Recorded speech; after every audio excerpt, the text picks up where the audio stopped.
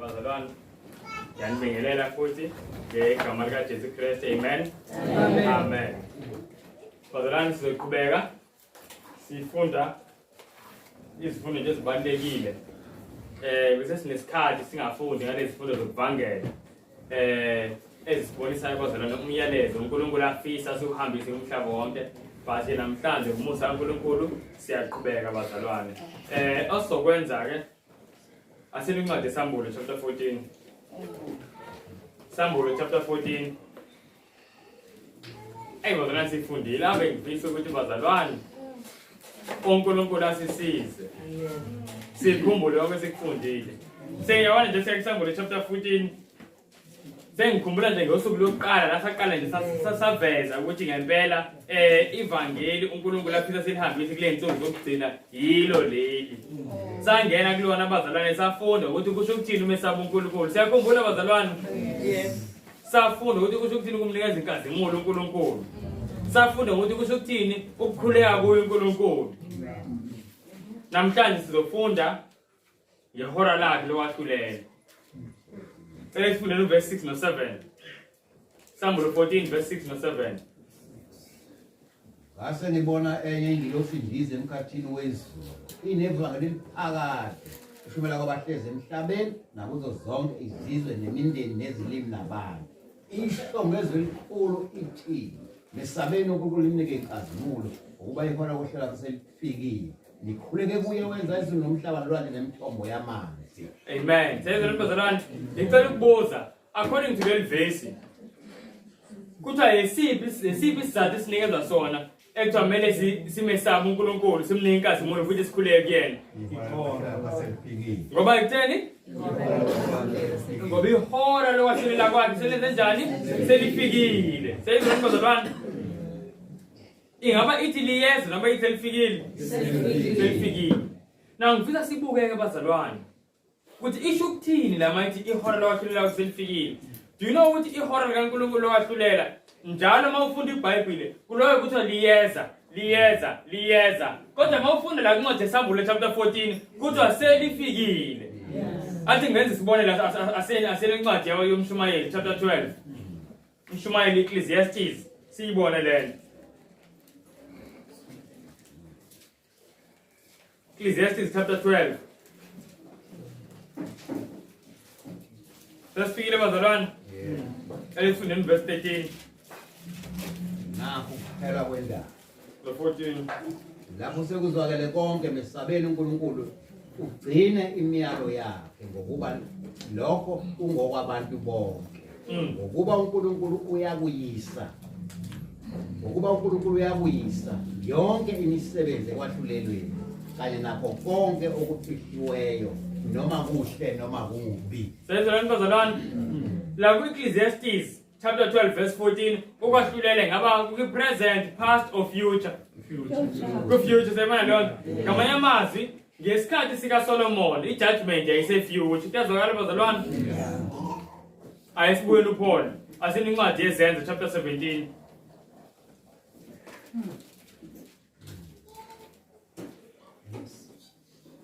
Skale verse 31.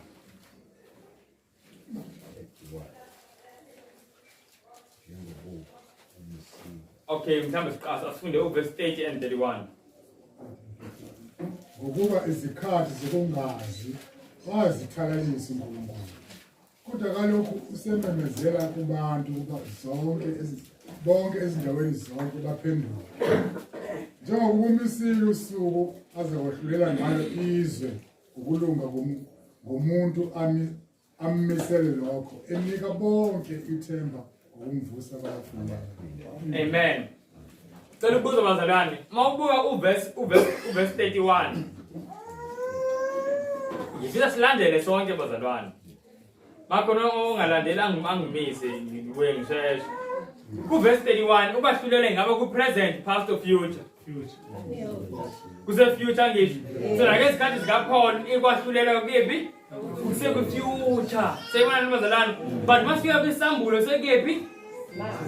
Sekumanje kuthiwa ku present. Seyibona lona bazalwane. So mele sibuke ukuthi lokwahlulela ukuphi kusho ukuthini kwenzekalani.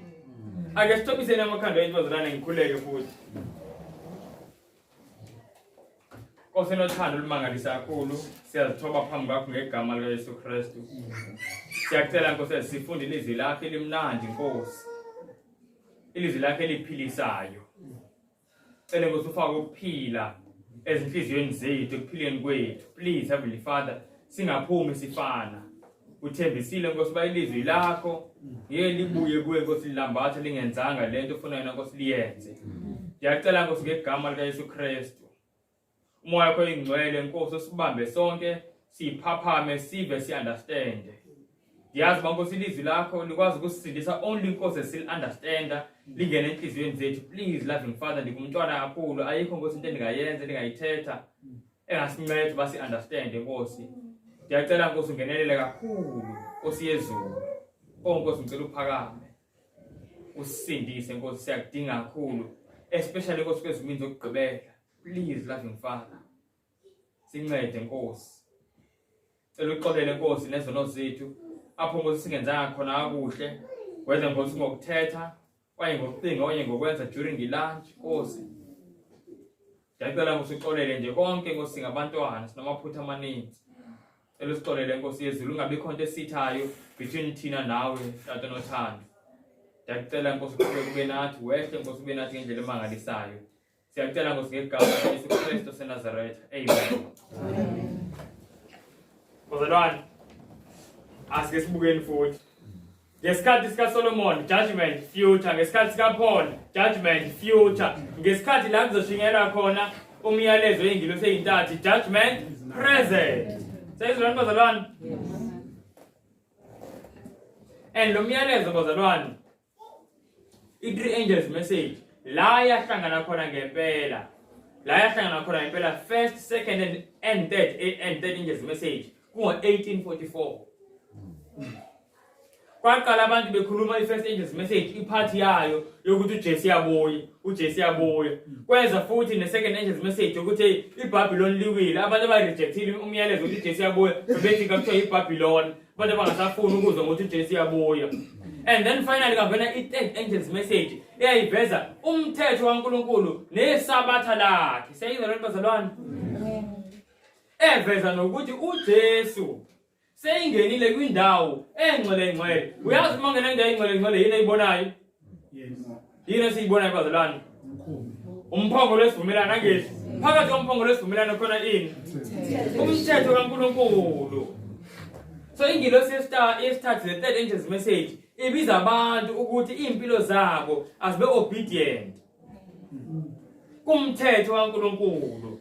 That is why bazalwane ekugcineni njengoba siloke sifunda impi yokugcina uSathane azoyiletha kubantwana bakaNkulunkulu naNkulunkulu yimpi yokubalinga ukuthi baphule umthetho kaNkulunkulu. Seyizwe leyo nto? Yingakho uSathane ebeke olwakhe usuku the fourth Sabbath, isabatha lamanga, endaweni yesabatha leqiniso. Nayi impi la ikhona. And then wabeka uPhapha i-representative yakhe ukuthi iphushe kakhulu leli sabatha lamanga. Siyabona bazalwane? So nayi ilapho impi la ikhona. Basizokuba namhlanje bazalwane into eyenzeka la ekwahluleleni ukuthi uNkulunkulu angeke umthenge nge-outward appearance nje kuphela. Angazi ngebeka kanjani ngesizulu. Ngeke umthenge nje ngengaphandle kuphela nje ukuthi hayi ngivike ngize esabathini ngiphethe iBhayibheli ngiphethe iculo lami. Siyibona bazalwane? Ake sifundeni ngokwahlulela. So siyathola ukuthi ukwahlulela iyaqala. And ngifuna ukuthi bazalwane nayo into engizoyisho then ngizobuza nina bazalwane kungani mina ngisho kanje. Ngizosho ngese ngibuza nina ukuthi kungani ngisho kanje. Leli verse lisifundisa ukuthi ukwahlulela kuqala umusa osavuliwe. Siyayizwa lento bazalwane ngisho? uRevelation 14 verse 7 usifundisa ukuthi ukwahlulela ijudgment iqala umusa osavuliwe. Na nangumbuzo kungani ngisho kanjalo? Ngibona kanjani leyo nto? Ngibona kanjani ukuthi lana kuRevelation chapter 14 verse 7 umusa osavuliwe uJesu akakabuyi? Asiyinike ngabazalwane. Ila mina ngibuza into engekho lapha ya. Sibona kanjani ukuthi umusa usavuliwe la? Ngokuthi kusathiwa nesabeni. Glory to God. Ngicela enye answer bazalwane seyisondele yabona bamntwana bengekupha mhlambe 8 out of 10. Angicela ehambe lapha. Ayizwa? Bengithi lana kuncwadi Sambulo chapter 14 ku verse 7 ngiyabona ukuthi ukwahlulela kuqala umusa usavuliwe. Lana uJesu akabuyi. Nangu umbuzo wami, ngiyibona kanjani leyo nto? Okay. Sengiyonika mhlawumbe sisoleka ngoba yebo. Ngibona ngokuthi kuthiwa angimesabi. Okay, kuthiwa mesabi uNkulunkulu umnezinkazimulo. Bazalwane.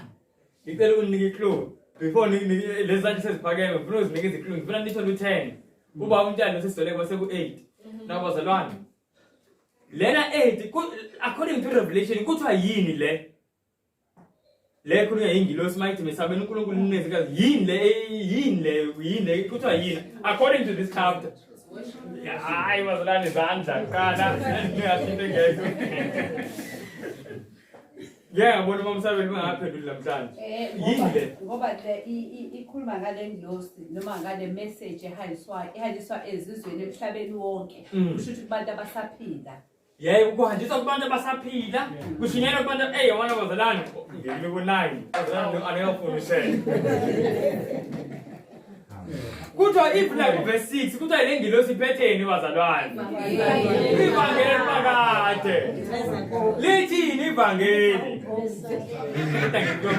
Ithi mesabeni uNkulunkulu nimnike inkazimulo ngokuba ihora lokwahlulela kwakhe senjani selifikile. Sema lonto ivangeli lisho kanjalo. Now ivangeli lisho nyayela ukuthi kwenzekeni. Ukuthi abantu baphenduke meaning umusa usathini usavuliwe. Sema bazalwane. So sibona la ukwahlulela kuqala kodwa umusa usathini usavuliwe. Ngiyalandela nengilosi yesibili futhi. Eqhubeka neyashumayela. Kulandela nengilosi yesithathu. uJesu ubonakala ukubuya kaJesu ku verse 14. Mawufunda nje incwadi Sambulo chapter 14, ukubuya kaJesu kubonakala ku verse 14. La sekumele manje apha athathe isikele lakhe avune ngoba isivuno somhlaba sesijani sesiready, So ukwahlulela kuqala uJesu engakabuyi. Yazakala bazalwane. Ngicela futhi nokuthi sibuye kwelinye ivesi elicacisayo lento. Si understand. Asene incwadi Sambulo chapter 22. Yabona bazalwane, ifect kune message ekuthiwa message yethu nayi. But yona message esingayazi le. Now ngifuna bazalwane ingene bazalwane angazi nganamathela kanjani. Le judgment. Kungaphela u10 years. Uhlele enkonzweni lapho ungayizwa ngoba uSathane uyayifihla. Sizobuka ukuthi wayifihla. Sambulo chapter 22.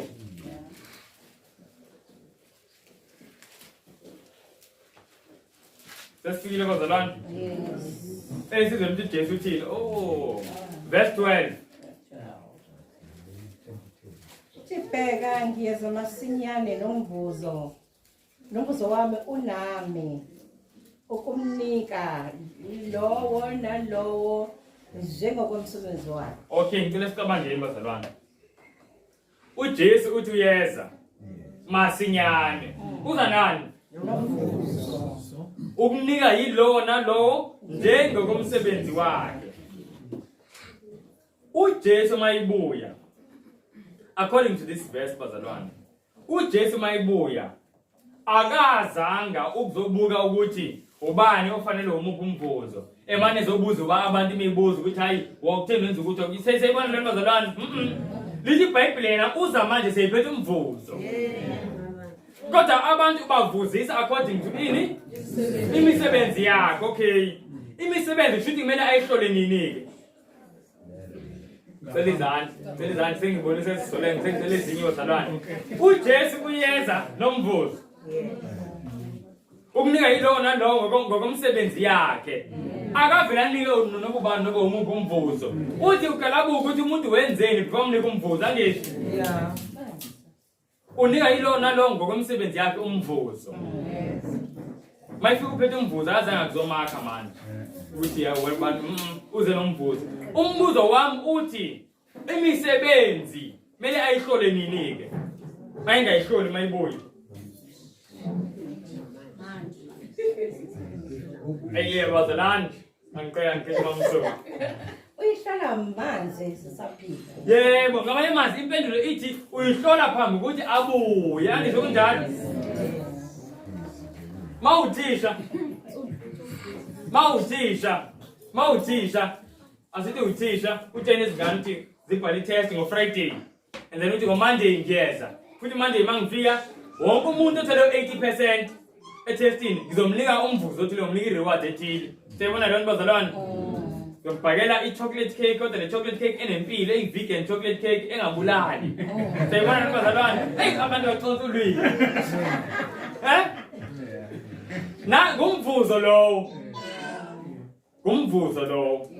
if umvuzo uzobanikeza ngoMonday ukushuthi ukumakha kwamaphepha kumele kwenzeke nini before Monday siyabona lento bazalwane so kuyacaca la according to Revelation 20 verse 12 ukuthi uJesu ukuhlola kwemisebenzi ukwenza before abuye now leyo judgment esikhuluma ngayo ke masithi mayithi uJesu ihora lokwahlulela kwakhe selifikile leli hora elafika ngo1844 yile lokuhlola imisebenzi yabantu one by one amagama yamkela amagama reject and sifundile mina ngisho kwincwadi Selected Messages volume 1 page 125 kuthiwa the cases of the righteous dead have been passing in review before God and when that work shall be accomplished judgment will be pronounced upon the living says the bazalwane ingene kuthina esiphilayo I hope sisezwa so far so let judgment esikhuluma ngayo ku Revelation 14 verse 7 akona ukwahlulela lokuthi uJesu ehle aze ngomlilo azobhubhisa makhuluma ngejudgment ya ku Revelation 14 verse 7 ukhuluma ngale judgment ukuthi uJesu uyahlola siyabona nobazalwane nasemhlabeni judgment ihluke kabili uqale ku investigate kusey judgment lisebona leyo bazalwane and then bekhona i-execution la manje i-judge ikunikeza i-sentence yakho seyizona bazalwane so ihluke kabili kanjalo neyezulu ihluke kabili kanjalo ake siyibone futhi ngifuna le ingenisise asiyeni ku Luke chapter 20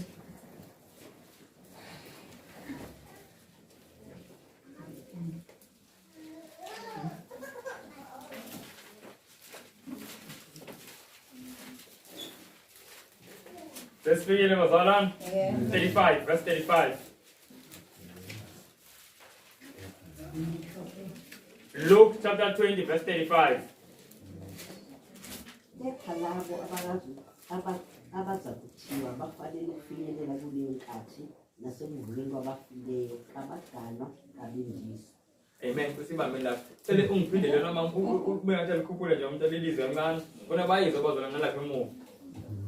Kepha labo abaza kuthiwa bafanele ukufinyelela kuleyo nkathi nasekuvukeni kwabafileyo kabaganwa kabindisi. Sayibona lo bazalwane. Now ala ask bazalwane angikhulumi ngomshado. Lana uJesu ayiphendula ama-Sadducees. Ayezama ukumbamba ekhoneni bethi hawu khona umama uyabona wayishadile inomyeni washona kalani lomunye kanjani kusakhombona bezama ukumphikisa ukuthi ukuvuka kwabafileyo akukho ama-Sadducees wayengakholwa ukuthi umuntu uyavuka mase eyifile now bayambuza uJesu bathi njengoba lo mama seyishadile aba-7 ekuvukeni kwabafileyo ungawabani uJesu wambula something so interesting into eziyi-2 ziyakweqela yambula ukuthi abantu ekuvukeni akumshado. Okay. Then asiyeni ke manje bazalwane kule part engifuna siyibone manje. Khona yambulayo uJesu lana. Elungiphindele yona mamtshalo. The first part only. Kepha labo abaza kuthiwa bafanele ukufinyelela kuleyo nkathi. Ecela sibambe lapho. La kuthiwa kepha labo abazokuthiwa bafanele ukufinyelela kuleyo nkathi nasekuvukeni kwabafileyo. Ngamanye amazwi ukuze abantu bavuke kwabafileyo kuthiwa kumele kuqale bathini kuthiwa bafanele. Nge-English ithi but they who shall be accounted to receive that wealth and the resurrection from the dead ayathisho kanjalo neither marry nor are given in marriage. Sayibona leyo nto but isebenzisa igama elithi accounted. Ngamanye amazwi before uJesu abavuse abantu kwabafileyo kune-accounting eyenziwayo uthi ingaba lo muntu ufanele yini ukuthi avuke. Kuyazwakala bazalwane? Kusho uJesu la. uJesu lithi iBhayibheli mayibuya ngisho uJesu kuthi nje kuzokhala icilongo ngokomzuzana ithi in a moment, in the twinkling of an eye, for the trumpet shall sound, it and the dead shall be raised incorruptible. Says the 1 Corinthians chapter 15 lo. So siyathola ukuthi uJesu maseyibuya ngokomzuzwana akuzubakho istage la abantu bayobuza bebaningi ukuthi nanisenzani ke la siyibona lo bazalwane abantu i-accounting ukuthi yenzeka before bavuke. Thina manje sizitshela umuntu ufika avuse and then uthi maka-account. Konje uJesu uthi lana before umuntu avuke funeka se-account isekenziwe i-accounting. Ile accounting yenziwe ezulwini ke le judgment esikhuluma ngayo before umuntu avuke. Nalabo abaphilayo uma ngaba khona abaphilayo abazoguqula uJesu mayibuya. Angiba khona abazobephila uJesu mayibuya. Ngiyathemba ukuthi yithina abazalwane. Kuzwa yebo nabazalwane kuthiwa nabo mhlawumbe sibuye verse even i-chapter elandelayo Luke chapter 21 verse 36 lo nayo usho the same thing. Labo abazo-escape zonke lezi zinto bakwazi ukuma uJesu mayibuya nabo kokune accounting yenziwayo. Sesiyifunde Ngakho lindani ngesikhathi sonke nikhuleke ukuba libe namandla okuphepha kukho konke lokhu okuza kwenzeka nawokuma phambi kwendodana yomuntu. bazalwane ngiyayithanda ngesiZulu kodwa ngiyithanda kangcono nge-English. Siyayiza ngibona ngiphethe nge-English esifundele nge-English selisifundele sisole 36. Yeah. Watch therefore and pray always, that you may be counted worthy to escape all these things that will come to pass, and to stand before the Son of Man. Bazalwane kuthiwa la umuntu njengoba kuza izinhlupho bazalwane abantu kusaziwa amakhanda phansi. Kuthiwa abantu abazodlula kuzo zonke lezi zinhlupho and then babemile uJesu mayibuya. Kuthiwa they need to be accounted worthy. Sayizwa leyo nto? Kuthiwa watch ye therefore and pray always, that you may be accounted worthy to escape all these things that shall come to pass and to stand before the Son of Man. So that judgment eyenzekayo manje accounting. Yile kubuka imisebenzi yabantu. Imisebenzi yabantu. Yebo somvumile uJesu. Ushilo umlomo ukuthi amvuma uJesu. Ake sibone ukuthi imisebenzi yakhe ayifakazela yini lokho. Babazalwane lithi iBhayibheli uNkulunkulu akudlala God is not mocked. Ungatshela iZulu lithenga nje ngomlomo. Uthi hayi sengivumile sengisafe. uJesu uyahlola imisebenzi yabantu. Besifunde mina ukuthi asinxusele uJesu. Kodwa kanxusi nje kuphela. Mayinxusa uJesu siyakhumbula ukuthi kuLuke chapter 14 sasifundeni. Luke chapter 13 la uJesu mayinxusa kulwamkhiwane uphinda afake futhi nani ne-fertilizer nomanyolo. Siyabona leyo nto ukuze uthele iy'thelo. Ngoba uma ungathelanga iy'thelo awusindi. Sayizwa bazalwane? Asithembe ukuthi sizalandela. Siqale kwisambulo 14 verse 7 la kuthi ihora lakwafika liselifikile. Sabona kwincwadi yesambulo chapter 22 verse 12 ukuthi uJesu uzohlola imisebenzi yabantu before abuye ngoba mayibuya uphethe umvuzo. Then sabuka kuLuke chapter 20 sabuka kuverse 35 ukuthi uJesu uthini. Uthi before abantu bavuke la bazokwamukela impilo engenaphakade kumele ba-account worthy. kumele babalelwe ukuthi bafanele nalabo abazohlitha bazobephila uJesu mayibuya engithemba ukuthi bazalwane yithina ngiyaphila laba bazobephila uJesu mayibuya kuthiwa nabo kumele babalelwe ukuthi bathini bafanelwe sengamayimazi uJesu mayibuya uyobe eqede ngamarekhodi abantu bonke judgment yobe seyidlule kumuntu wonke siyibona lani bazalwane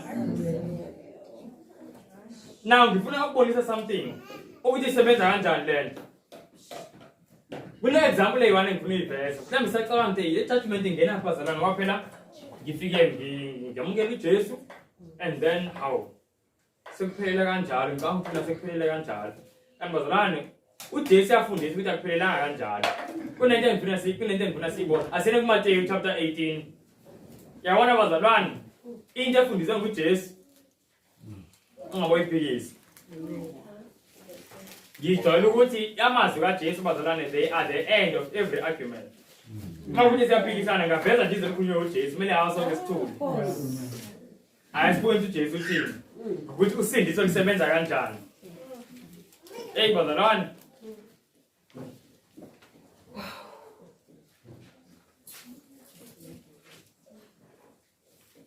sizobona isathana udlalile ngabantu ngicela bazalwane bamso ngicela usifundele xolisa ukuthuma omdala usifundele nje uphakamise izwi kakhulu nangokushesha ungasheshi kakhulu kodwa ngizocela uqale kuverse 23 uyoma kuverse 35 kodwa ngizomane ngiphoza nje kancane Matthew chapter 18 118 verse 23 to verse 35 Okay. Ngicela ukufunda bazalwane. Ngalokho umbuso wezulu ufaniswa nomuntu oyinkosi obethanda ukubalisana nezinceku zakhe. Wathi eseqale ukubala walethwa kuye enye enecala lamatabanakele. Wathi eseqale ukubala walethwa kuye enye enecala lamathalente. Ayizinkulungwane eziyishumi. Kepha ingenalutho lokukhokha. Inkosi yayala ukuba uthengiswe ngayo nangomkayo nangabantabayo nangakho konke inakho kukhokhwe. Ngalokho inceku yawa phansi yakhuleka kuyo yathi ake ungibekezelele ngiza kukukhokhela konke. Inkosi yaleyo nceku inesihe yayikhulula yayithethelela icala. Sesibuzeni la sitholani labazalwane lo muntu ithetheleliwa ngisho yes ngoba ucele ini okay siqhubekeni bazalwane 28 wehle naye bomsomo. Kepha kwathi isiphuma leyo nceku yafumana enye yezinceku ezikanye nayo enecala kuyo lawo denariyo abayikhulu. Yayibamba yayikhinya yathi khokha icala lakho. Khona inceku ekanye nayo yawa phansi yayincenga yathi ake ungibekezelele ngiza kukukhokhela. Kepha ayivumanga kodwa yahamba yayifaka etilongweni ize ilikhokhe lelo cala. Izinceku ezikanye nayo zathi ukubona okwenzekileyo zadabuka kakhulu zaya zabika enkosini yazo konke okwenzekileyo. Khona inkosi yayo yayibiza yathi kuyo nceku embi lonke lelo cala ngikuthethelele lona ngokuba wangincela. Ngawo ungayihawukelanga yini inceku ekanye nawe njengokuba nami ngikuhawukele na. Inkosi yayo yathukuthela yayinikela kubaphathi betilongo ize ikhokhe lonke icala layo. Kanjalo naye uBaba osezulwini uyakwenza kini uma ningathetheleli ngey'nhliziyo zenu kube yilo nalo umpowabo. Amen. Sayizolani bazalwane nangicela sinento engicela siyibone lana kule parable. Kunento engicela siyibone bazalwane ebalulekile. Lana kukhona inceku. inecala elikhulu ayikwazi ukulikhokha. Yeah. And njengoba inecala elikhulu engakwazi ukulikhokha, sekumele ithole punishment. Yes. Yacela intethelelo, siyibona leyo bazalwane. And mayicela intethelelo, kuthiwa yayithola ini intethelelo angisibonile leyo nto. Yathethelelwa. But mase iqeda kuthethelelwa yona lenciko. Yangenzi njengomuntu othethelele, siyibona leyo nto. Ezinye ke manje izinceko zalenkosi zahamba zayoyitshela inkosi ukuthi hey nayi into esiyibonile. Lenceko ayenzanga ngendlela ebemile ngabenze ngayo. Kuthiwa inkosi le ibiseyithethelile inceko. Yakuyona yathi yona inceko you wicked servant. Bekumele ngabe umthethelile omunye. Njengoba nangikuthethelelile. And then kuthiwa mayisuka lapha inkosi yamthatha yamfaka etilongweni. Sayibona lento bazalwane. Yenza le nto ibivela inkosi ibizomenza phambi ukuthi athole intethelelo. Kuyazwakala? Abezizwe uJesu kuverse 35. Nobaba wena semazulwini uzokwenza njalo kuni nonke yilona lo ongathetheleli umfowabo nomakhelene wakhe ekusukeleni enhliziyweni iziphonto zakho. Sayibona bazalwane? Ilesson engifuna siyibone ukuthi uma umKristu siba khona istage la uzinikele kuJesu ucela intethelelo. And then uqhubeke futhi manje ucela intethelelo. But uJesu yaveza ukuthi kuba khona istage la izingilosi ziyabhala zona ingilosi. Lezi ingceke ezitshene inkosi zirepresent ingilosi by the way. Ziyabhala ingilosi ukuthi wena after uthole intethelelo wenze kanjani.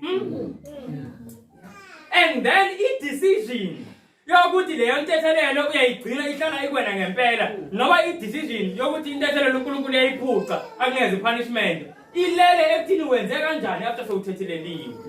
Sayibona lento bazalwane? Now uSathane ufake inkolo ebuKristini ukuthi once forgiven always forgiven into engekho. Nangi la sifunda sonke. Yes. Uthi uJesu ubaba wena semazulwini uzokwenza kanje ubani ngaphikisa uJesu. Ukuthi yebo uyakuthethelela ubaba mawucela intethelelo kodwa after sewuthetheleliwe wangaphili njengomuntu othetheleliwe intethelelo iyaphuca. uSathane into ayifundisayo ukuthi insindiso noma iforgiveness is irrevocable ayidonseki. Sayibona leyo nto yilento amabandla amaningi ayikholwayo ukuthi once saved always saved. But ayikho leyo nto. Sayibona la kuJesu siba khona isikhathi after sewumvumile uJesu siba khona isikhathi uNkulunkulu asibekile la azohlola imisebenzi yakho. And ingilosi ziyabhala uthi hayi wenze ukuthi inkosi wenze ukuthi inkosi wenze ukuthi inkosi. Sayibona lo bazalwane? So investigation le between intethelelo nale final decision. Sayibona lo bazalwane? I hope it clear. And bazalwane ngicela ukuthi sikhumbuzane. Ngithanda ngoba le parable ikhuluma vele ngentethelelo. Bazalwane ongiyanxusa. Singadlali ngesikhathi esithenge ngegazi. Singathi silana sifunda sithini kunabantu esingabathethelelayo. Sayibona lo bazalwane? Ngeke sime kulo wahlulelo esifunda ngako. So igcina nje sifunda ngako. But we will not stand bazalwane. uNkulunkulu sizobuka esisibhala istart.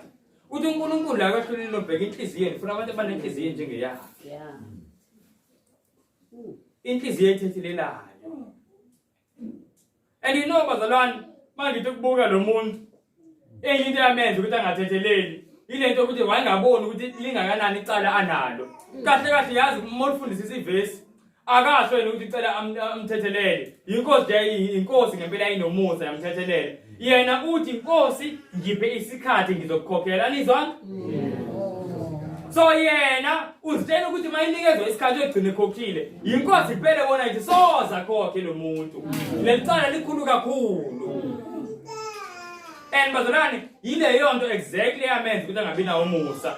Wayengaboni ukuthi ingakanani into ayithethelele.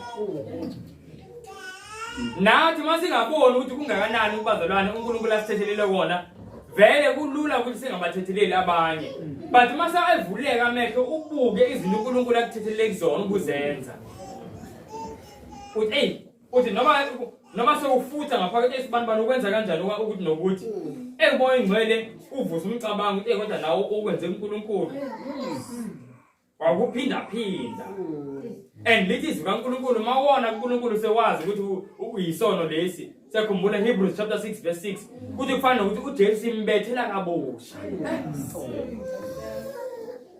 obazalwane isona yathi uNkulunkulu asize singasifuni ngempela yebo mase uqale angazi lo mbuzo useceleni hayi ngonile ngenze isono ibandla seliyangijezisa sengixolisile ngithanda bentethele lokuthixo seyafika ebandleni ibandla selifanele ibandla selizongijezisa bese ngokwenza ukuthi nokuthi sizokunikeza 8 months ungekho emsebenzini webandla or ngelesono sakho we give you 2 years ngithathiswa ile nto yokuthi yomkhiwano kwathiwa awugenge wathiwa no just give it a chance kefakwe lokhu bese kube leli bese silifundayo manje ukuthi limiphi ibandla ukhona no right kuleyo nto angisho ukuthi I'm trying to accuse somebody okay all right but I want to find out ngempela ngoba it has always been a question in me hey my God sometimes we take things faster okay okay iquestion yami ukuthi nangu umuntu onile and so on onile wayishaya wasithela wakhuluma noThixo wathi ibandla belithi ukuthi sengikhuluma bathi ya kodwa ke usazeke u7 8 months or unyaka ebandleni imiphi leyo nto yokhuluma siyazobuzana nombuzo you know kune verse ngicela silibuke mhlambe concerning lo mbuzo I hope uNkulunkulu angisize ngathola wonke lama verse few verses engifuna siwabuke asini ku mhlambe asiqale ku 2 Corinthians okay asiqale ku 1 Corinthians chapter 5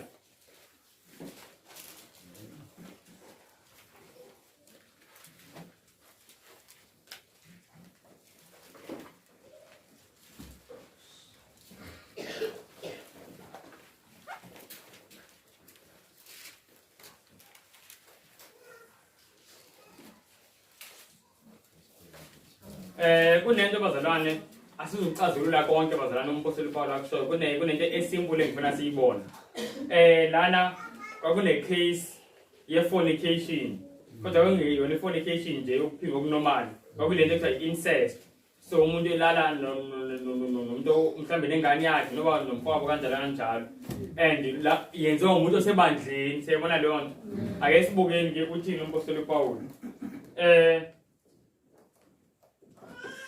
Verse 3 sehle naye bazalwane. Verse 3 ngokuba mina ngokwami noma ngingekho ngomzimba nokho ngikhona ngomoya senginqumile ngokungathi ngikhona ngalowo muntu owenze okunjalo ukuba egameni lenkosi uJesu nihlangane nina nomoya wami kanye namandla enkosi yethu uJesu onjalo anikelwe uSathane kukho ukubhubha kwenyama ukuze umoya usindiswe ngosuku lwenkosi uJesu. Uliqhubeke nami. Akukuhle ukuzibonga kwenu. Anazi yini ukuthi imvubelo encane ibilisa inhlama yonke na? Khiphani imvubelo endala ukuze nibe inhlama entsha njengalokho ningaba ngenamvubelo. Amen. Lana bazalwane uPaul ukhuluma ngomuntu onesono esithile ngasisifundo masiqala ku verse 1 kuba ngathi umuntu olala nonkosikazi kababa wakhe yabo and uPaul uthi ya lo onjalo akanikele kuSathane uyabona leyo nto bazalwane and uPaul anikeze isizathu saloko athi asazini ukuthi imvubelo encane imosha yonke lephela eningi akazi noma ngizoyishanja ngesizulu but uthi a little leaven and the whole lump sayibona leyo nto so nasi isizathu asibekayo sokuthi lo muntu lona akakhishwe from ifellowship sayibona leyo nto bazalwane now uPaul ubese abhale futhi kwabaseKorinte second letter seyenzekile lento asimveni uthini mase ibhala kubona again asene ku 2 Corinthians manje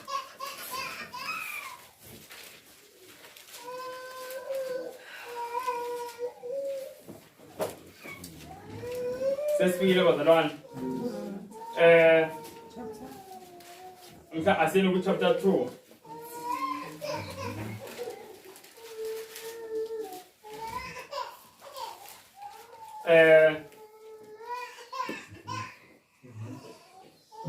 Ngifuna ukuyiqala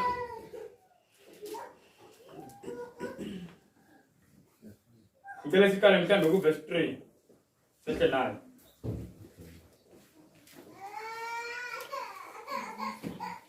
Oh, ngakuloba khona lokho. Futhi kuthi ekufikeni kwami ngithole ukudabuka ngalabo ebengifanele ukuthokoza ngabo. Nginethemba ngani nonke ukuthi okwami ukuthokoza kungokweni nonke. Ngokuba ngosizi olukhulu nangobuhlungu benhliziyo nganilobela nginezinyembezi eziningi. Kungabi ngokuba nidabukiswe kodwa hayi ngoba nidabukiswe kodwa ukuze nazi uthando engilithanda kakhulu ngalo. Kepha uma kukhona odabukisileyo akangidabukisanga mina kodwa ukuze ngingeqisi ngokwengxenye unidabukisile nonke. Umanele onjalo lokho kujeziswa ajeziswa ngakho ngabaningi. Kepha okungcono kunalokho nimthethelele nimduduze funa onjalo ahlulwe ngokudabuka okukhulu. Athi ngalokho ngiyanincenga ukuba nimphathe ngothando ngokuba ngaloba futhi ngenxa yalokho ukuze ngokuhlolwa kwenu ngazi ukuba ningabalalelayo ezintweni zonke yini. Sibambeni lapha yazi you know angazi nokuyasikhanyela bazalwane lento la. UPaul ukhuluma about the same person obekhishiwe uthi the punishment. Uyabona mawubuka ku verse 6 uthi kumanele uthi sufficient to such a man is this punishment which was inflicted by many. Yabo.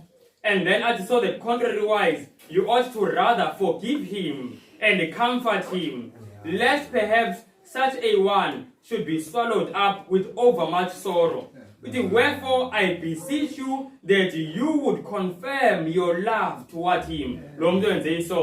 So bazalwana esikutolayo uPaul aqabhala ukuthi hayi lo muntu akahlukaniswe ngoba uyabolisa ibandla lives in the whole lamb. Siyabona lento bazalwane. Kodwa athi abhali malibhali lethe yesibili ongathi mhlawumbe uyabona ukuthi hey mhlawumbe bavele bamxosha okanye bavele bammise kangathi nje ayikho indaba yakhe. Siyayibona leyo nto.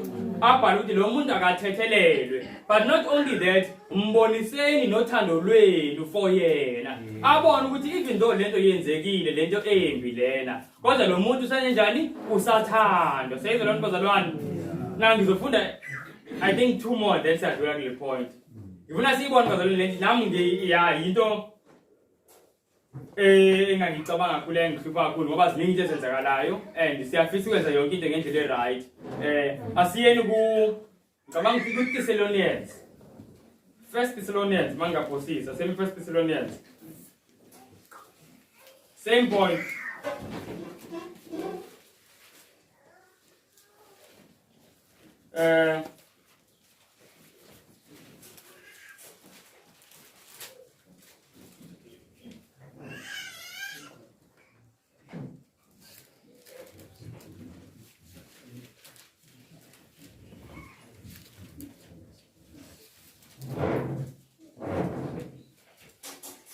No, but that's the 2 Thessalonians.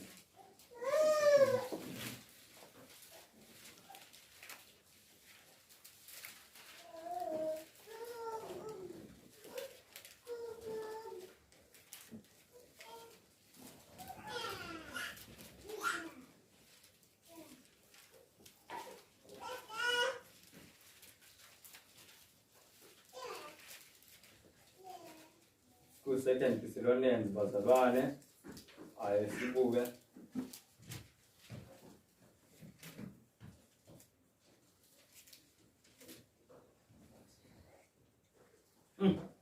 angitholile bazalwane.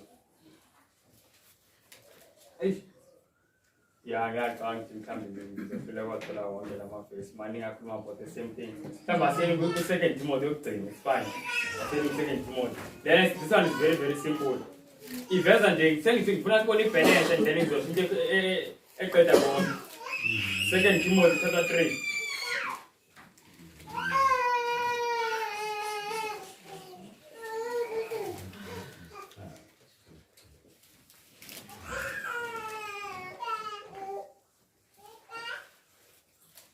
Sesifikile bazalwane?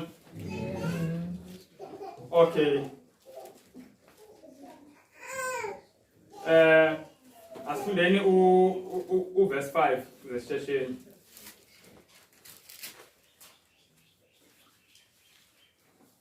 Onaba nesimo sokumesaba uNkulunkulu kepha amandla akho bewaphika labo-ke obagwema.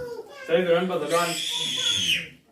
Nge-English ithi having a form of godliness but denying the power thereof. Kanti isinikeze ilist yabantu abathi bayakholwa kodwa bangenzi okuhle phambi kwamehlo kaNkulunkulu. Iyasho ukuthi benza ukuthi nokuthi izibale lezi zinto.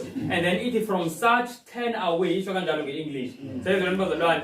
So we see ukuthi again there is a teaching eBhayibhelini yokugwema noma to turn away noma to cut communion. I think ikhona nakuRoman nakuncwadi yamaRoma ikhona ozoyikhumbula la ashoyo uPaul ashoyo athi mark them uthi mark them they teach ama-heresies uthi and avoid them. Sayibona leyo nto. So ikhona leyo teaching eBhayibhelini but ikhona enye futhi ewumusa waleyo part. Asifundeni angisho bese kuTimothy 2 Timothy chapter 3 asini chapter 2 asibukeni khona verse 25. Verse 25 ibayala ngomoya omnene abamelene nayo kumbe uNkulunkulu angabanika ukuphenduka baze balazisise iqiniso. Amen. Lana uzalani yakhuluma ngiye ngithande lena in terms of dealing nabantu ekuthiwa mhlambe bafundisa amanga.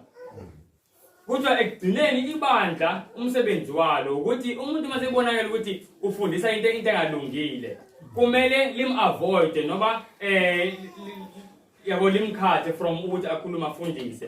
But into yokuqala lana kuthiwa nayi njengoba siyibona la ku2 Timothy ukuthi in meekness instructing them. Sayibona lento bazalwane. So ngokuyithoba abantu qala ba-instruct uthi mzalwane hey ngizwile ukuthi uthi ake siqaleni phansi izwi kaNkulunkulu lithi. Sayibona lento bazalwane. And njengoba izwi kaNkulunkulu lithi awubonti wena awukhulumi kahle mawusithi and ngokuzithoba futhi and then mhlawumbe umuntu maseyeka lapho ukuthi ayi umzalwane othile hayi ngeke bazalwane anize nani nizozwa. Siyabona leyo nto asike sifundeni nani nikhona and then kubona ukuthi hayi wehlule wonke umuntu akafuni ukulalela lo muntu. Sithi hayi mzalwane ayikho into esingayenza. Lithi iBhayibheli masawenza kanje asike we need to mark you and we need to avoid you. Kusho iBhayibheli. Siyabona leyo nto. So ayikho into esingayenza. But before kwenzeke lokho there is this merciful part. So angazi ngiphelele ngithini bamaseko ngingathi likhona iqiniso kukhona okuright kuleyo nto isuke isenzeka but also ngaba khona okurongo in the sense that mhlambe asenze njengokuthi iBhayibheli lisenza ukuthi umuntu mhlambe masekwenzeke leyo nto kodwa abonakaliswe futhi ukuthi uyathandwa. Siyabona leyo nto and asebenzisi thina mhlambe sesikremila ngisho kanjalo uyabo ukuthi hayi wenza into ethile uyanqunywa. Asiboni situation by situation silandela ukuholwa moya engcwele. Siyabona lento bazalwane. So I think kubalekile ne-discretion. Ibalekile to be honest bazalwane ngifuna ukuyiqamba manje. Ibalekile indaba if umuntu uzinikele publicly ukwenza intando kaSathane. Mase ibuya kungavele ukuthi hayi sokubuyile uthatha Sabbath school yabo. Kumele kubonakale ama-signs we-repentance, ama-fruit we-repentance. Sayibona lento bazalwane.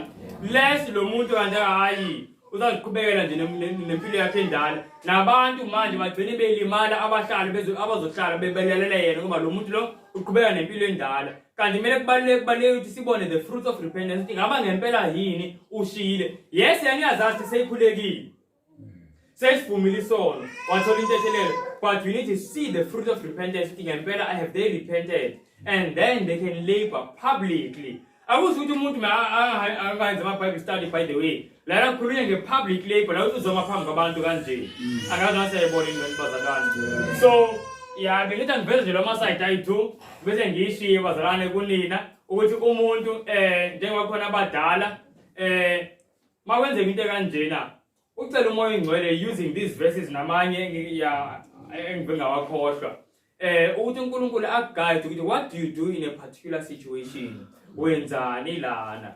But singalikhohlwa lisayidi lomusa. I think mhlambe yilona esilikhohlwa kakhulu leli lothando uze athi uPaul semvile uthini uthi confirm uthando lento lomuntu lest they uthi bazothatheka ngesoro eningi uthi seyisola kakhulu ubona sebandleni ngasafuna vela athi sengiyahamba vela ayiseke nje yebona ayiseke nalento bengithi ngiyayizama ngithi ngiyakhuleka ngiyaphenduka siyabona leyo nto. So we need to confirm uthando lwethu towards lo muntu. And also nomuntu ofundisa into engekho right, in meekness instruct. After instruction and instruction and instruction and instruction, then ungathi mzalwane sesibonile ukuthi hayi uyasehlula. Awufuni wena ukuthobela into ekhulunywa nguNkulunkulu nama-idea wakho umix into eziningi. Siyayibona leyo nto. So ya ngicabanga ukuthi kanjalo bazalwane. Ngicabanga ukuthi ngidlule le point.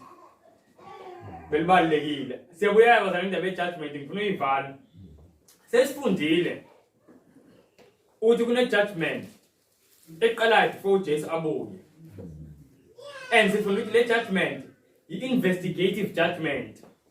La uJesu athi uJesu njengibeza uza nomvuzo okunika yilo nalo ngokomsebenzi wakhe. So ngamanye amazwi kule judgment uhlola imisebenzi so that mayibuya abuye nani nomvuzo. Safunda ukuthi umuntu bazalwane ukuze kuthiwa kuze umuntu avuswe kwabafileyo kumele kuthiwa ufanelekile sifundela ngisho leyo ukuze kuthiwa umuntu futhi mayibuya uJesu uyaphenduka amhlangabeza uJesu ngamafu kumele kuthiwa futhi uthini ufanelekile. Ithi iBhayibheli ye-English there must be accounted worthy. Yiyo leyo judgment le yenzeke ezulwini. So leyo accounting kumele yenze uJesu engakabuyi. Kuba uJesu mayibuya ubuya nomvuzo kuya seyivusa abantu.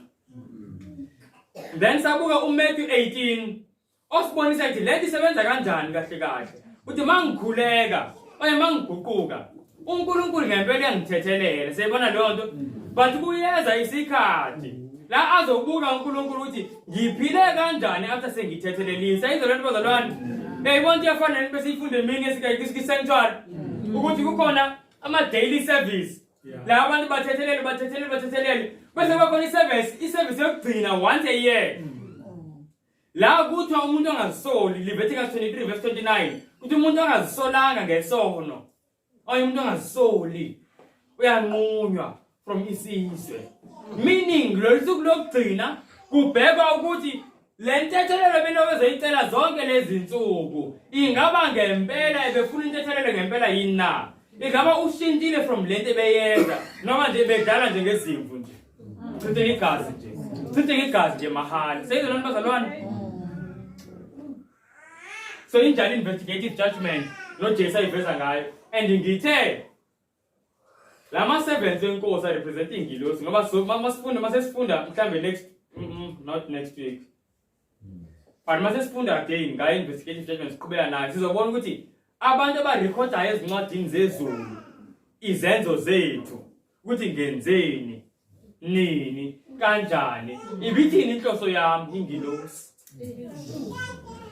izingilosi. Now I want us to see bazalwane si understand. Manje ipoint engifuna ukuliveza ukuthi uNkulunkulu mayihlulela uya-investigator before I-execute. Sayizwe lento bazalwane angazi ngayibeka kanjani ngesizulu. Uqale ahlole before ajezise. Angibeke kanjani. Okay asibuke nangama example. Siyakhumbula ubani lo? Why ngiveza lo ngikhuluma nge-judgment? Ingoba bazalwane uKhayini wabulala umfowabo before uNkulunkulu amjezise amxoshe amnikeze le case uKhayini ayithola. uNkulunkulu waqale wahlola wathi Khayini wenzeni uphi umfowenu kwathini sayibona leyo nto. So there was an investigation before execution. Sayibona leyo nto bazalwane. Kanjalo futhi Nakile Tower of Babel sayikhumbula. Lithi iBhayibheli before uNkulunkulu execute asanganise ulimi labo, waqala wazobuka lento abayenzayo. Wabona benza kanjalo ngempela. Now naye ngicela siyifunde. Ngiyayithanda le Genesis 18 asiyiboneni ngamehlo.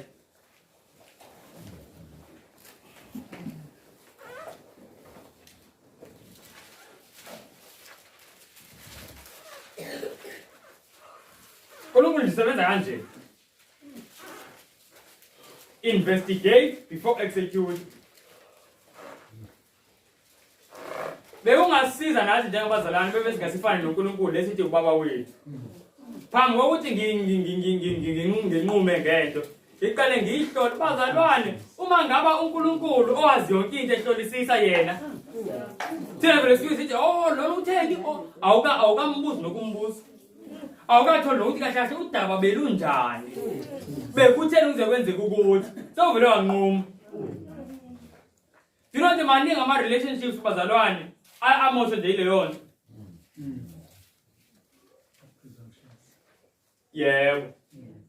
Asweli Genesis chapter 18 verse 20 to verse 20 to 21. uJehova wathi isikhalo saseSodoma nasaseGomora sikhulu nezono zabo zinzima impela. Ngalokho ngiyakwehla ngibone ukuba benzile impela konke njengokwesikhala esesifikile kimi. Uma kungenjalo ngiyakwazi. Bazalwane ila uNkulunkulu eziyobhubhisa iSodoma neGomora. Niyamuzwa ukuthi uNkulunkulu omusa. Uthi ngizokwehla ngiyobona. Angeke ngazi vele ngibhubhise ngingabonanga. Ezifa kaboni. Ezifa kaboni. Siyabona leyo nto. Ogada kaboni. By the way, ngicela ukuthi bazalwane. Do you know the judgment? Ngiyazi ngeke ukhuluma into eziningi angifuni silahleke. Ngicela bazalwane siyibambe le ngokusiza umusa kaNkulunkulu. Do you know the judgment is not for uNkulunkulu? uNkulunkulu mayohlola manje. Akenzeli yena. Wenzela ingilosi ezibukile. Nalabo bantu futhi leyo judgment ezakenzeka kubona. Futhi babona uNkulunkulu ufair. Sayizwa leyo nto. Imagine if wena ubuyingozi nejudge. Awathi ijudge is driving imoto yayo na ushayisa ijudge. And then niphikisana nalo umuntu eliphikisana niyaphikisana. Awazi ukuthi na ijudge angisho. Niphikisana umthuke. Kuthini. Bese abeke icala. Uthi mawufika ecaleni, hawu lo muntu kumthuka uyena futhi uyijudge. Abese isithi yena ayi ngoba bekuyimina vele bengikhona icala liphelile lo akaboshwe angakhulunywa lutho. Seyibona leyo nto. Angisho uzofile ngathi ku-unfair. Kuba ngathi ungathola a fair trial even though lo muntu oqabane naye yijudge angisho kunjalo. Futhi not only wena nabanye bebengekho nixabana laba abasenkantolo manje balalele. Bathi awuyazi ijudge idlala ngabantu le judge le. Ivele nje angahlolwa lutho nje ngoba yena ijudge sevise iqediwe kanjalo seyibona leyo nto. So ijudge izokwenza into enje seyiyazi ukuthi wrong. Yenza into enje ijudge kuvele yonke into. Yenzela i-character yayo. Ukuthi i-character yayo ingamisrepresenteki. Wonke umuntu ayibonze le judge ifair futhi yahlulela ngothando. Sayizwa lana bazalwane. Cela sibambe le phathi ukwahlulelwa. It's part of the great controversy. Ukwambula isimilo sikaNkulunkulu. Ukwambula ukuthi uNkulunkulu ekugcineni uyena oright uSathane wrong. I-judgment is not for uNkulunkulu. Uthi uNkulunkulu before execute, uthi ngiyobona and then ekugcineni wa execute, wabona ukuthi konakele. And then liyabhubha iSodoma neGomora. So into engifuna siyibone, uNkulunkulu before I execute, uya-investigate. Before ajezise, uyahlola. Le judgment ekhulunywa ngayo kwiSambulo 14 verse 7 yileyo yokuhlola. Mase kuphela yona kuza le manje yokujezisa noma le yokuvuzisa. Siyabona nini bazalwane? I hope kuclear ke lokho. Now, la ngifuna siyivale khona, ngifuna siyivale nje sazi leyo nto kuphela. Ngifuna sibone manje istandard se-judgment. uNkulunkulu ubukane. Yeah. Esokuqala siyasazi umthetho kaNkulunkulu. Kodwa siyibukela senu kuJames chapter 2. Istandard se-judgment. Oh, yebo mamthozi. Ngifuna ukubuza lana ukuthi kusho ukuthi yikho uNkulunkulu engazange usathana amphuqa amandla wayefuna ukuthi aza zibone ingelosi sibone thina ubona kaSathane. Amen. Yabona lento iNkulunkulu nje njalo lento ayikhulumayo uMamshozi mawufunda incwadi Patriarchs and Prophets ku chapter 1. That's exactly the reason uNkulunkulu asinikeza yona ukuthi kungani isono sivunyeliwe. Yeah. Kuthi if uNkulunkulu wayembulele uSathane they are on the spot. Ngoba uNkulunkulu yena cela ukubuza Mamshozi songene manje into esiyakuyona. Inke ukuthi esiyenza lento.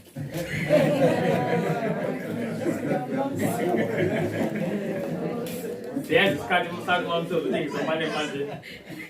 Kodwa hayi ngisale sengikhuluma bazalwane. Isono sikaSathane sasikeni. Oh, eish. Yini emenze ukuthi sanixoxe ezulwini? Pride. Pride. Okay, nani kahle into bengifuna ukuyisho zana ngiyabona mhlambe ngibuza kami.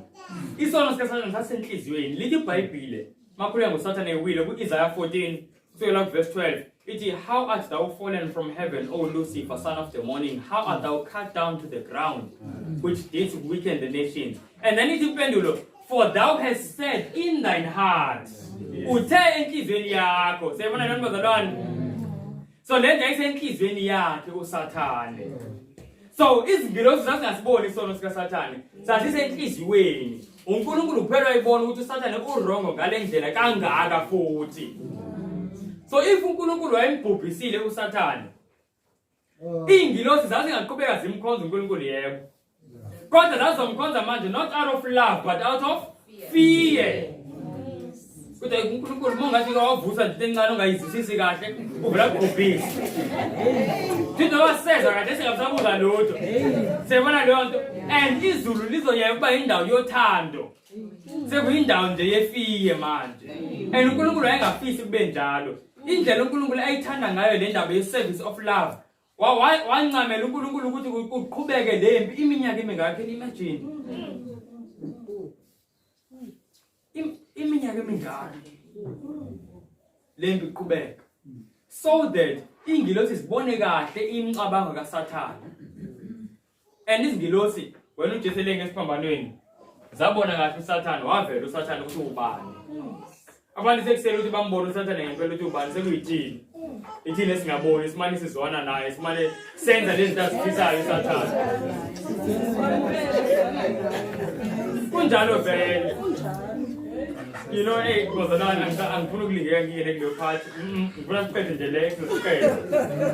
But bazalwane i-serious lento, you know, lesi study le part le siyithintayo manje lokuzana noSathane. You know, mawufuna nje manethuba ukufunda i-chapter kucala i-Desire of Ages, chapter 8 is finished. Iyayicacisa kahle ukuthi ngesikhathi uJesu lengesiphambanweni lithi there is when ngempela kwambuleke nabezingilosi into uSathane beyiyona. Ungathi bengabonakali kahle yebo ingelosi bezibona but ungathi akabikho clear kahle. Ingakho uJesu mayikhuluma incwadi kaJohn chapter 12 verse 32 uthi and if I be lifted up from the earth will draw all unto me. Leligama lithi man angisho kumaBhayibheli amaningi ithi he will draw all men. Leva lithi man kahle ethi translator yikho lapha. uJesu uthi mayiphakanyise esiphambanweni lodonsela bonke kuye. Not only men but ingilosi as well. Siyabona leyo bazalwane. Neingilosi zasinda ngokufa kaJesu. Of course. Seyazi leyo nto. Okay, uthi ngichaze kanje. Ngizosibeka ngizama ukuthi ngiyangeni kule part. Uthi ngichaze kanje bazalwane sidlule kuyona. Umuntu uyakwazi ukusinda okuqala ngendlela kanje. If ngifike sekubanjiwe abotsotsi sebeyakushaya sebekuthini ngibakususe kuwena. Siyabona leyo nto and then ngikuthathe ngikusindise. Angisho uzohamba uthi hey waze wangisindisa brother Samka yazi ngisindile ngempela hawu bese ngifa otsotsi. Siyabona lo bazalwane ngikusindise sebephezulu kwakho. Umuntu akwazi ukusinda nangale indlela. Athi esahambe endleleni ahlangane nami ngithi ubhaso ungahambi ngale ndlela kunotsotsi. Ngiyathanda ukunotsotsi ngempela kule ndlela ngimconvince abe convinced ahambe ngenye indlela. Siyabona leyo nto? And then mayifika la besiya khona ezwe ngabantu ukuthi hey lapha kuleya ndlela leya kunomuntu obanjiwe washona ubanjwe inkunzi washona. Mase izwa leyo nto uthi enhliziyweni waze wangisindisa ubrother Samka. bengiyobanjwa utsotsi. Siyabona lona bazalwane? So there's two types of salvation. Lana awungenanga kotsotsi kodwa usindile still. Ingilosi even those azingangenanga esonweni, but they were not fully secure. Until isiphambano. So that's why isiphambano sindise abantu neingilosi. They were only secure at the cross. Kodwa bazalwane siyibuye angizihlala kuyona ngishilo. Sengifune ngibuze ngayo. Nifune nje kule chapter ngishilo. Ake sele isitanda se-judgment James.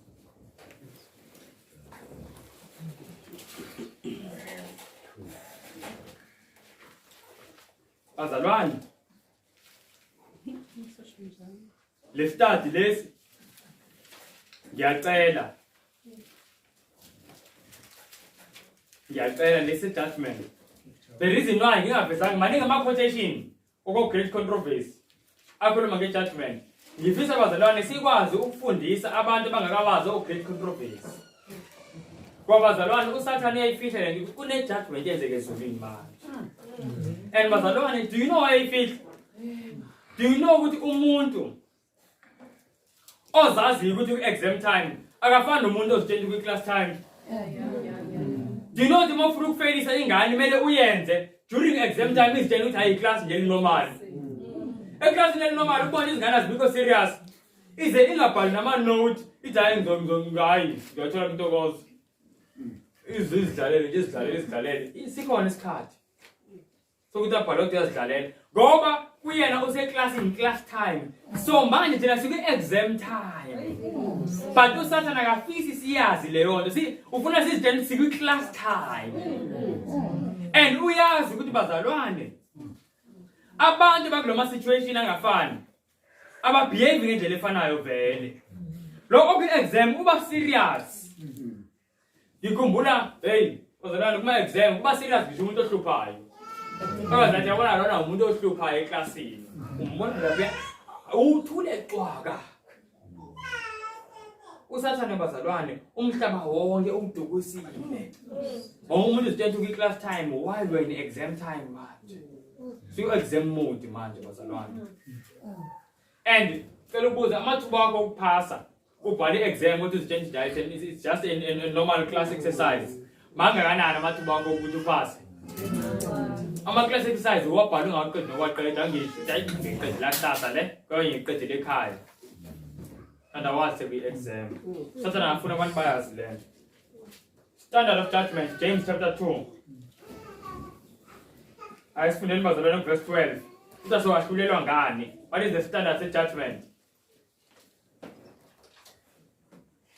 Khulumani kanjalo, nenze kanjalo njengokufanele abaya kwahlulelwa ngomthetho wenkululeko. Kuthi sizokwahlulelwa ngani? Ngomthetho wenkululeko. Umthetho wenkululeko yini bazalwane? Imithetho eyishumi kaNkulunkulu ikhona la kuJames. Uma uqhubeke naye phezulu kulamavesi previous siyabona ukuthi lo othe ungabulali, lo othe ungaphindi. Siyabona leyo nto? La zathi verse 10, mawugcina yonke kodwa uhluleke ku-point 1 uphule wonke. Khuluma nge-10 commandments. So imithetho eyishumi bazalwane, that is the standard se-judgment. Kuyazwakala? Na bazalwane ngifuna ukudlula lapho. Uthi akupheleli lapho. Kunevesi besilifundile kwincwadi yezenzo kuchapter 17 kuverse 31 elithi uJesu mayahlulela uzokwahlulela ngokulunga noma ngokulungiswa. Seyizwe leyo nto? Kuthi he will judge the world in righteousness. Now ngicela ukubuza bazalwane, i-judgment e-righteous i-judgment enjani? I-righteous judgment i-judgment enjani? Ebuka wonke ama-angels. Hayi yabona sekaqala ukuthula u-10 manje. Kodwa ngiyamayilahla ngoba uphakamisa ngisana. Ayisele incwadi kaJohane. Seyincwadi kaJohane bazalwane.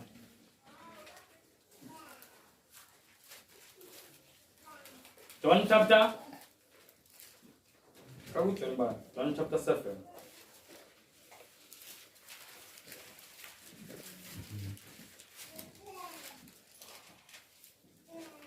There's something bazalwane engifuna siyibone.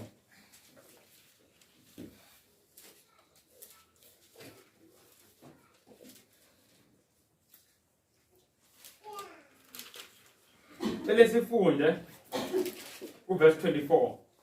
John 7 verse 24. Ngithanda kakhulu le verse. Verse. Phone. Ningahluleli ngokwamehlo, kepha yahlulelani ukwahlulela okulungileyo. Bazalwane. Uza ningahluleli ngani? Ngokwamehlo. Kodwa hlulelani ukwahlulela kanjani? So according to uJesu, ukwahlulela okulungileyo, ukwahlulela kanjani? Awuthi ngisho ngeEnglish. Uthi judge not according to the appearance, but judge righteous judgment. So righteous judgment yini bazalwane? Okay, now goes this today. Mina ngingathi it's an introspective judgment where God looks at your heart and not at your outside. So akabuki nje iappearance kuphela. Iappearance angisho yimbonakalo yangaphandle. Kuthi into ibukeka ikanjena. Kodwa ngenzeka ukuthi ayikho kanjena. So njengoba ebeshilo bamtshali, i righteous judgment kuma angle wonke. Ibuka ingaphakathi nengaphandle futhi. Sayizona bazalwane. I-righteous judgment, i-judgment eqala enhliziyweni. Ebahluleleni uNkulunkulu bazalwane into ayibukile izinhliziyo. Sayizwa bazalwane leyo nto. Inhliziyo bazalwane. Imbi. Angathi umuntu ehleli la. Oh yeah. Encoma la ukuthi nazi nakhuluma kahle, nazi nenza kahle. Ngaphakathi uthi hey, ayikho lento beniyenza. Sayibona leyo nto? Kanti khona umuntu obukayo ngaphakathi. Wami umuntu lana nithi hey ave thobekile. Do you know ukuthi kukhona abantu abanconywa ngezinto abangenazo? uNkulunkulu kuphela uthi lento ayikho lento nincomayo, lokho nincomo umuntu nithi hayi uthobekile. uNkulunkulu uthanda akho intobeko lapha. Lo muntu umuntu kweyakhe inhliziyo akunamuntu ongcono kunaye. Nanibona nje ave ncoma yonke into. Nizitshela ukuthi ave thobekile. Seyibona lento bazalwane. Ake sibukeni uJeremiah chapter 17.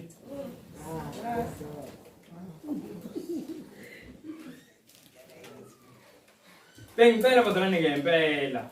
uNkulunkulu asisize. Ungabikho satisfied ngokugcina nje umthetho nje physically. Mawusabona kusekhona inkinga enhlizweni ikuhluphe leyo nto, ekhona manje egazini. Ithi iBhayibheli encwadi kaZechariah chapter 13 kuthi ngalo lo suku kuyovuleka umthombo endlini kaDavide. Umthombo wesono nokungcola. Umuntu ongcolile bazalwane uyathola ukugezeka emthonjeni.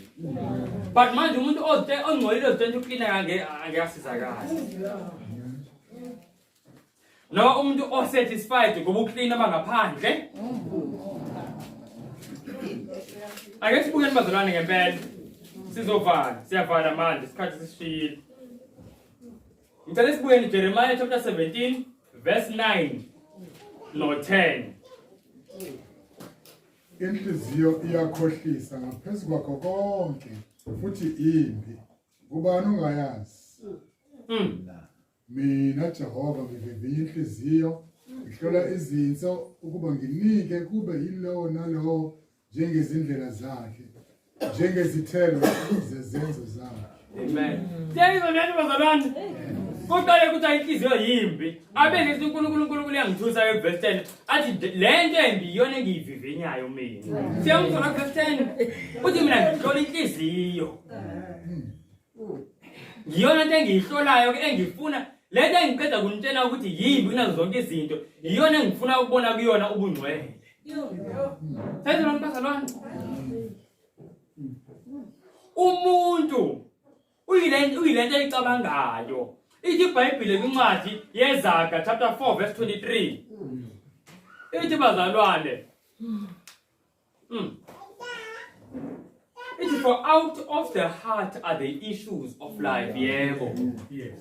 Ithi for out of the heart are the issues of life. So enhlizweni yomuntu yilapha azalane kutholakala khona ukuphila komuntu. Ukuthi umuntu uyini ngempela kusenhlizweni. Ikhona enye izibekwe izaga 4 verse 23. Ikhona enye kwizaga futhi. Khona enye kwizaga engicabanga ukuthi izaga 21 sekhohla ivesi. Ithi for as he thinks in his heart, so is he. Ithi umuntu uyilento ayithini? Ayicabangayo. Thina masibuka umuntu sibuka lento ayenzayo. Seyibona lento bazalwane. Kanti iBhayibheli umuntu, the real character yomuntu yilento ayicabangayo. Masikhuluma manje ukuthi Jesu njengoba ezobuya, into uJesu afuna ukuyibona ingcwele i-character. Into uJesu afisa ukuyibona ilungile i-character. I-character yabazalwane indlela umuntu acabanga ngayo. Umuntu ngeke sithi une-character enhle. Mhlawumbe thina singasho ngoba angisho thina siyibona imicabango, glory to God nalapho. Uyasiyibona imicabango. Kodwa uNkulunkulu yena ubona imicabango, uyazi ukuthi lo muntu unjani. Ingakho uNkulunkulu bazalwane sebenza ngendlela ezimangalisayo. Uya amdlule umuntu enimthembile nonke. Azikhethele umuntu nje bengathi nje, ngoba uNkulunkulu ubona inhliziyo. uNkulunkulu ubona inhliziyo. Now bazalwane, nayinto engifuna ukuyogcina. uSathane ke mayifuna singabe kwahluleleni. Usebenzisa istandard se-judgment against thina. Siyayizwa leyo nto? Athi ngiyichaze. uSathane uyazi ukuthi into esetshenziswayo kwi-judgment ngumthetho. So mayizoku-accuse wena, uku-accuse using umthetho. Siyakhumbula kwincwadi kaJohn chapter 8, kufika amaFarisi esetshenziswa uSathane, ethi kuJesu, naku simbambile. Umama bephinga. And then mama accused kodwa basebenzisa umthetho bathi now Moses in the law commanded that such should be stoned, but what sayest thou? Uthini wena? Do you see ukuthi mama accuse ukuthi basebenzisa ini? Umthetho. So basebenzisa istandard se-judgment. So ngithi uSathane njalo mase accuser noma efuna ukuthi singami. Usebenzisa lento yazi ukuthi istandard. And manje uSathane yazi ukuthi istandard inhliziyo.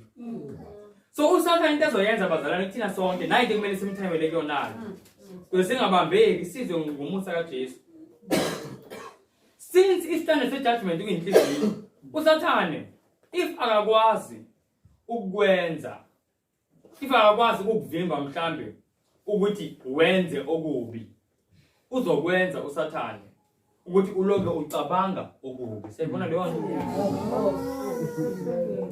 Uyazi istandard se-judgment kubukwa ini? Inhliziyo. If akwazi ukuthi uprevent ukuvimba ukuthi siyabona nani bazalwane? Uzokwenza ukucabanga okubi. He cannot make you akwazi ukwenza ukuthi ukwenze kodwa agcwalise inhliziyo yakho. Number 2, if uSathane akakwazi ukuvimba ukuthi wenze okuhle njalo, don't wenze okuhle. Uzokwenza ukuthi wenze okuhle kodwa ngenhloso errong. Ngemotive errong. Senze nani bazalwane? Uyazi ukuthi kwi-judgment kubukwa lento. Uzokubuka nje wena uthatha ama-praises avela kubantu bekuncoma ukuthi avenza kahle. How have phana? How have sacrifice? Ave yinikela. Siyaqala ukubona umuntu onje. Abantu bancome. Vele ubusenzela ukuncoma. Sayibona leyo nto?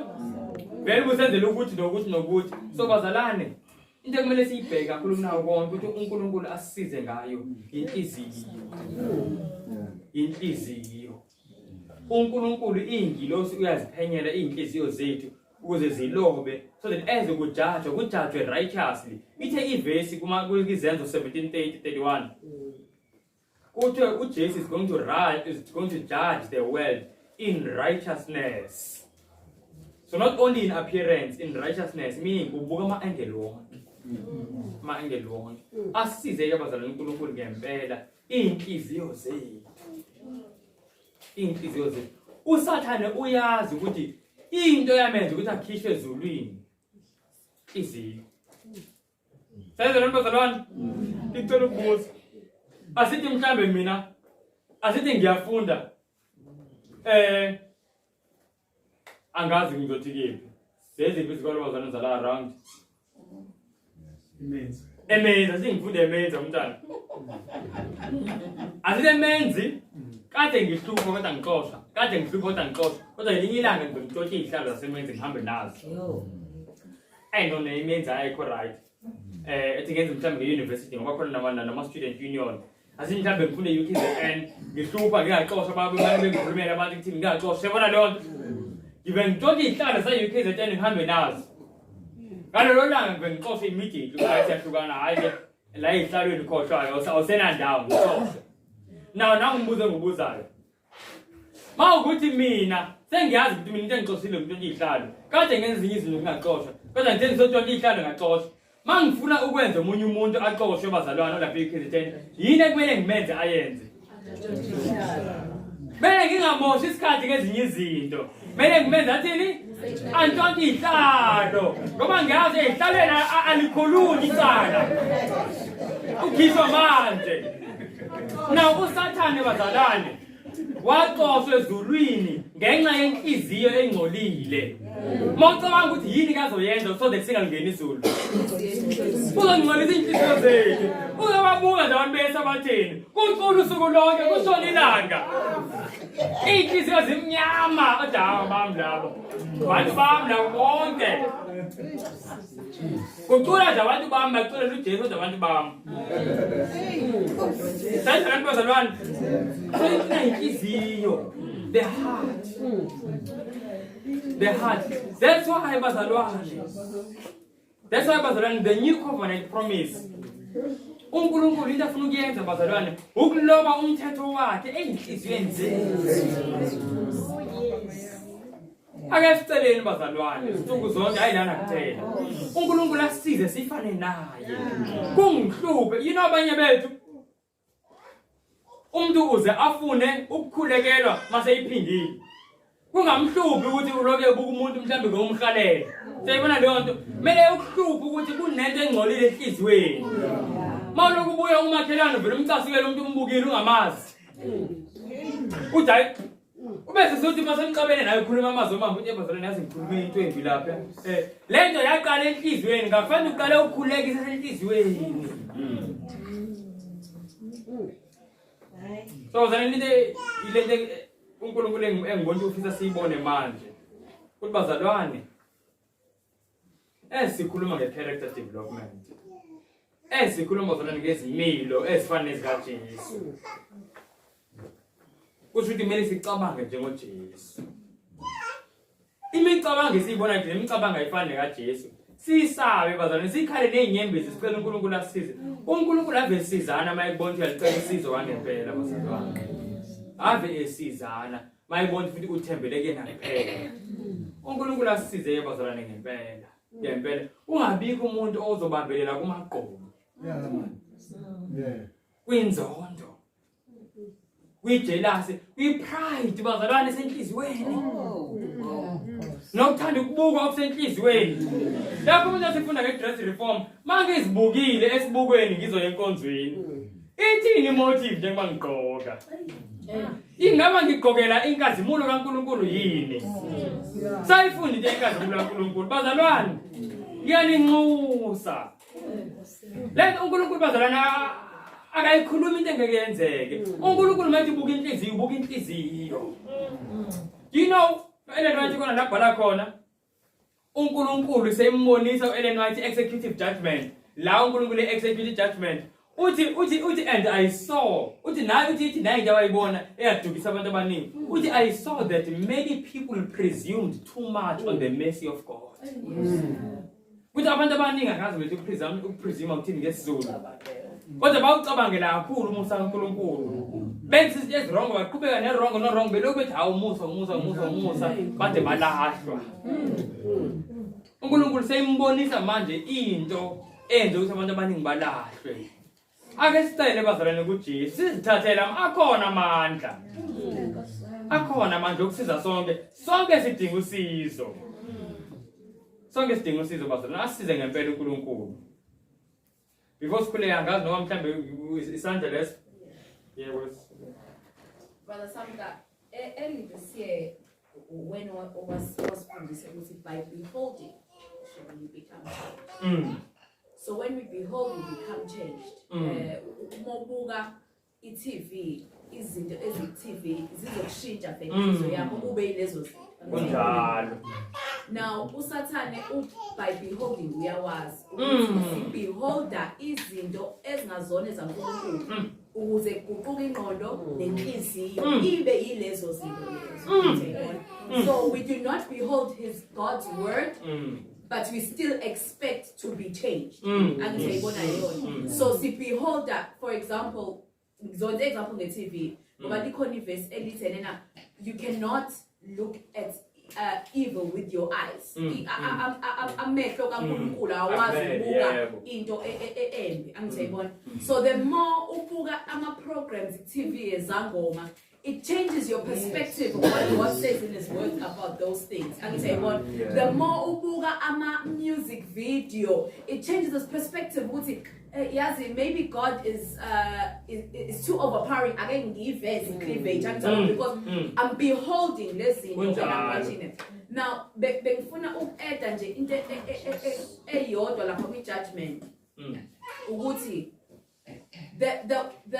the party at judgment, a crucial for Tina that claim to be the followers of Jesus, is because our names come up in review because I claimed to be a follower of Jesus. Amen. Amen. Now, laba abangazange baze baclaim judgment is in the future. It's in the future for them. Yeah. But for me, as we sit here, Brother Sam, we claim to be followers of Christ. So mangase give it this afternoon, my name will come up in review and pass the lips of Jesus. Uzolega by her works, did she reflect the character of So am I beholding man, before that time comes?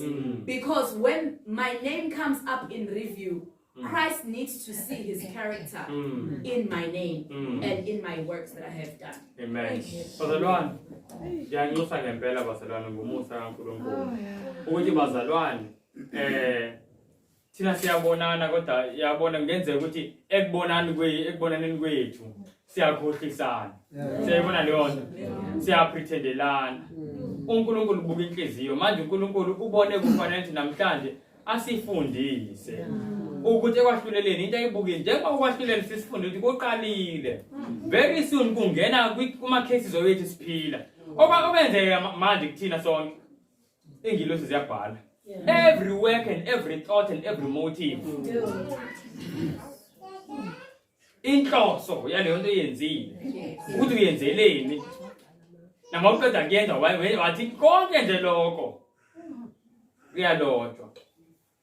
And uNkulunkulu usambulela lokho bazalwane hayi ngoba efisa mhlambe ukusesabisa ufisa sibone bazalwane ukuthi yini ayidingayo kuthina so that thina siyolicela kuyena lento ayidinga kuthina senzo leyo nto inkosi udinga nenhliziyo emhlophe asinayo inkosi kusho ilizwi lakho ukuthi asinayo kodwa manje wena uthe ubuka yona sicela usisize ngenkosi usiphe inhliziyo enhle inhliziyo nothando hayi uthando oluzenzisayo seyibona leyo nto ngicela sikhuleke bazalwane asithobise namakhanda sivalele amehlo sivalile sonke amehlo sithobise emakhanda bazalwane sifundile ngentethelelo safunda ngokuningi nje bazalwane kusenhliziyweni if bazalwane kunomuntu uyazazi sithobisile amakhanda whether yile part yentethelelo yamagqubo noma yenye into eloku imhluphe enhliziyweni eloku ivuka nje enhliziyweni kunomuntu amzondayo nje angazi ukuthi yini kungane engamfuni noma yini eloku ivuka nje enhliziyweni kunezinto ozenzayo obonayo ukuthi inhloso yakho la ikabikho pure awenzela udumo kaNkulunkulu wenzela wena okwakho ukubuka ukuthi abantu mabekubukile bathi yave muhle if bazalwane kunomuntu zonke lezi things if kunomuntu othi inkosi ngicela usizo ngalezi zinto lezi ezikhulinywe ngicela umuntu aphamise isandla before sikhuleke anyone bazalwane angifuni ukubona zonke izandla, ngifuna umuntu bazalwane ozazi inkinga yakhe, ofuna usizo immediately. Othi Nkosi ngicela usizo ngempela. Ngicela usizo ngempela. Nkosi nothando olumangalisa kakhulu. Nkosi sisengxakini kakhulu ngoba inhliziyo zethu zimbi. Kodwa Nkosi ilizwi lakho liyathembisa, oh Lord I love you. Ngiyakuthanda kakhulu Nkosi uyingcwele futhi unamandla. Liyathembisa ilizwi lakho Nkosi ukuba ukhona umthombo ovuliwe. Nkosi noma inhliziyo zimnyama kanjani zingahlanga. Nkosi umuntu ozingcolisile kakhulu ngezinto zalomhlaba. Ngiyaphakamisa Nkosi nesami isandla nabo labanye abantwana bakho baphakamisile. Singcolile Nkosi. Kakhulu. Kukhona Nkosi izinto eziningi ezingahambelani nentando yakhe enhliziyweni zethu. Ungaxoleli, ukubamba amagqubu. Ukuziphakamisa. Nokuthanda ukubukwa. Nentukuthelo. Ehimbi, oh Father please sincede Nkosi. Oh Nkosi kunzima Father, you know Nkosi ukuthi we cannot make it like this. Ngiyacela Nkosi sincede kakhulu. Usihlambe. Njengoba uthembisile. Njengoba uthembisile Nkosi. Thembise wena. Nazi izandla zabantwana bakho zonke Nkosi uyazibona. Cela wenze nje Nkosi umsebenzi wakho wokuhlamba. Thina njengoba sizinikele kuwe siyazi Nkosi kudala usifundisa ngesabatha ezibhethile. Ba akekho Nkosi umuntu ongahlambeka engekho surrendered kuwe. So ukuze sihlambeke ngokupheleleyo kufanele sizinikele ngokupheleleyo. Ngiyacela Nkosi sincede sizinikele. Ingxaki yethu Nkosi we are not surrendered.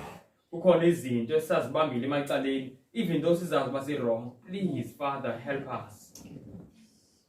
Ngiyacela Tata nothando help us kakhulu. Singabhubhi Nkosi sewusithande kangaka wasifundisa kangaka. Please Father in the name of Jesus Christ. Ngiyathandazela Nkosi ne-families. Nkosi that are struggling ngenxa yezizono zenhliziyo. Intukuthelo Nkosi, i-pride. Nenzondo nongaxoleli khona i-families Nkosi ezihlukanayo ngenxa yongaxoleli. Husband not forgiving wife and wife not forgiving husband. Basoloko nje Nkosi bebambelena amagqubu abantu. Bephila kodwa endlini eyi-one. Ngiyacela Nkosi yezulu ngegama likaYesu Kristu that may break the spell of Satan Nkosi. Siyazi uba nguSathane Nkosi osibambile basingayeki izinto ezidlulile zidlule. Please Father cela usiphilise. Cela usiyeke Nkosi kudlule Nkosi. Please Father. Sicela uncedo Nkosi kuwe ngoba nguwe kuphela Nkosi okwazi uku-operate inhliziyo. Akekho nomunye umuntu okwazi ukuzithinta inhliziyo. Ihlanjwa ngegazi kuphela. Hlamba Nkosi yezulu siyakucela. Sicela ngegama likaYesu Kristu waseNazaretha. Amen.